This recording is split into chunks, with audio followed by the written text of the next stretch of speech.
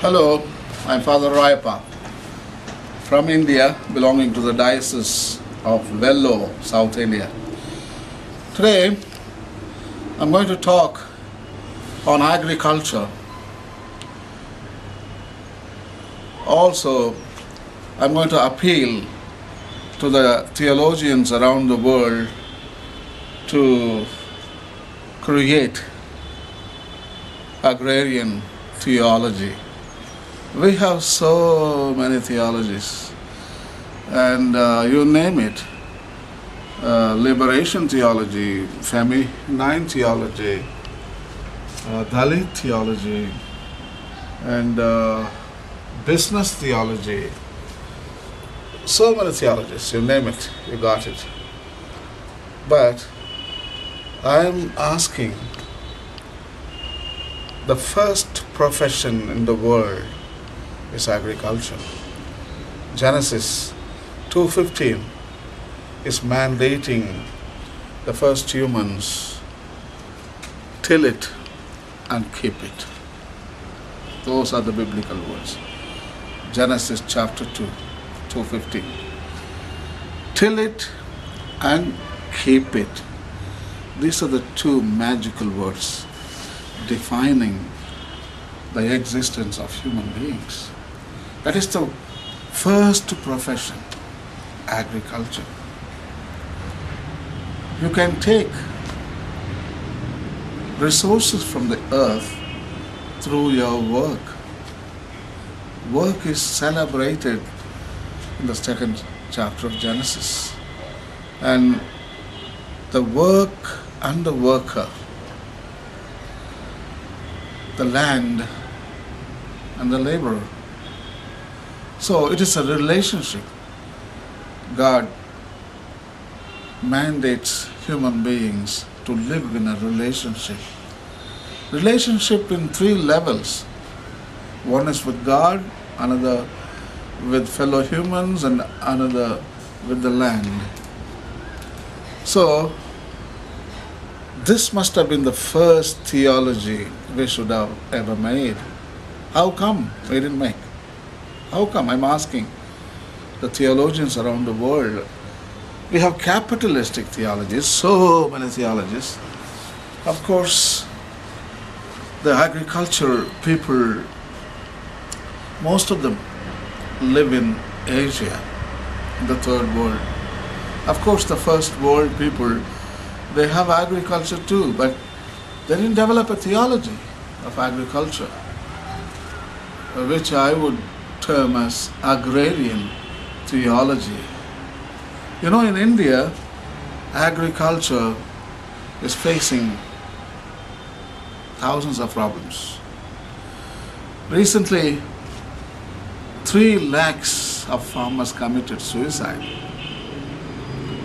I'm talking about from 1994 all the way to 2015. 3 lakhs of farmers committed suicide. And the Indian poor farmers, under the pretext of globalization, and the poor farmers are becoming victims to the multinational corporations. Farmers sell the land as if land is a commodity. No. Psalm number 24 says, the earth is the Lord's. Earth belongs to the Lord. And everything in it, everything has a copyright. Everything is owned by the Creator God. We belong to Him. So in that sense, how can you sell the land? The land is the Lord's. We are just a tenant farmers. We are just laborers. In Exodus, God says, you are just a laborers, the land is mine. Chapter 25, Leviticus verse 23, I guess. So, It is a big misunderstanding that I owe the land. No, you never own the land. Only God is claiming the ownership of the land. And other farmers, those who have land, they abuse the land. Fertilizers. Green revolution has brought poisons to the dining table.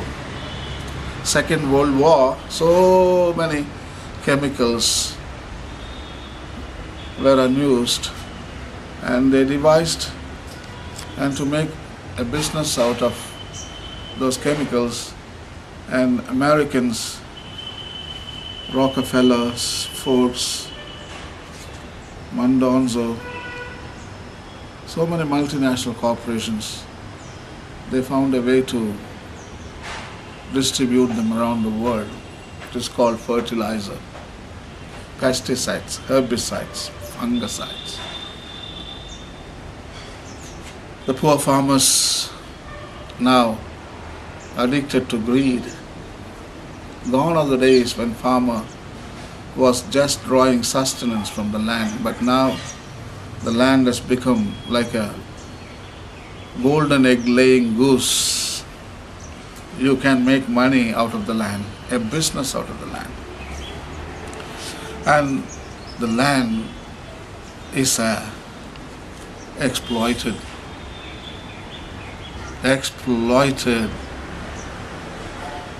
element on earth. In fact, Pope Francis in Laudato Si, paragraph 2, he says, earth is the most sidelined, the most depressed, the most isolated, the most sidelined element on earth. He is the first poor. Land is the poor element because we killed through fertilizers. And some people sold it and they think it is land should be used for construction purposes like houses, temples, churches, roads, factories. So all that land is colonized by these buildings. That land can never produce anything, is it? The first place before these buildings came on the surface of the earth, this land was productive. It was producing color, it was producing flowers, it was producing smell, it was producing taste, it was producing beauty. It was the source of mystery for all creatures on earth. And this land was visited by insects, butterflies, bees, mammals, reptiles, plants. What happened? All these houses and temples and churches and roads, factories colonized the whole land. And I think another 500 years, 700 years, this land is imprisoned forever. Maybe for eternity, imprisoned forever. This land is crying out loud, liberate me, help me to come out of this bondage from the human hegemony. Liberate me. This land is longing to produce bounty, beauty. I need to be resilient. Our land is a resilient land. Even if you destroy it, it's going to come back productive in few years. But the land under the houses and churches never becomes productive. So I think we need to liberate, not only liberation of human beings from colonial infrastructures. I mean, India, we know very well, in 1947, we got independence. Humans, But we need to fight for another, fight in another level. We also should consider these natural elements. They are in bondage, they are colonized. So we need to liberate them too. The cosmic democracy demands liberation in all forms. And another disastrous element in the field of agriculture is the younger generation, they don't find meaning in agriculture and they abandon their land, their houses in search of greener pastures. They go to cities. They think they can make money, huge amount of money, big bank balance. They think agriculture is useless work. In fact, that is the only genuine work. That is the glorious work. By doing agriculture, you are fulfilling the will of God. The primordial intention of God for humans, you are fulfilling it. But today's youth, they abandon. A farmer produces food not only for his family, he produces food for the entire nation and also for creatures. So it's a noble work, it's a noble profession. We should instill in the farmer's heart that they are doing God's work. I think we have failed. We have failed in not providing a religious rationale for farmers. 2000 years. We didn't think about the farmers as if they're holding an important profession. And we ignored them, especially in India. 2000 years. There are drought, there is famine, there is no agricultural productivity. But yet, our leaders, they forgot to provide a religious rationale or agrarian theology, in other words. In the parishes, we talk about so many other things. Mariology, Christology, ecclesiology, all that stuff. But 85% of our people are agrarian, they are farmers. Have you ever given one seminar on agriculture or agricultural related text from the Bible? You should have brought it and given to them. Let us imagine if we had a religious rationale 2000 years ago, like agrarian theology. If you had made agrarian theology as a mainstream theology 2000 years back, imagine, there would have been no green revolution. No green revolution. Pope would have voiced, green revolution is a ecocide. It's a killer of the earth. Because there was no agrarian theology, nobody talked about green revolution. Green revolution had a free entry. Nobody denounced it. Rather, all people around the world welcomed it.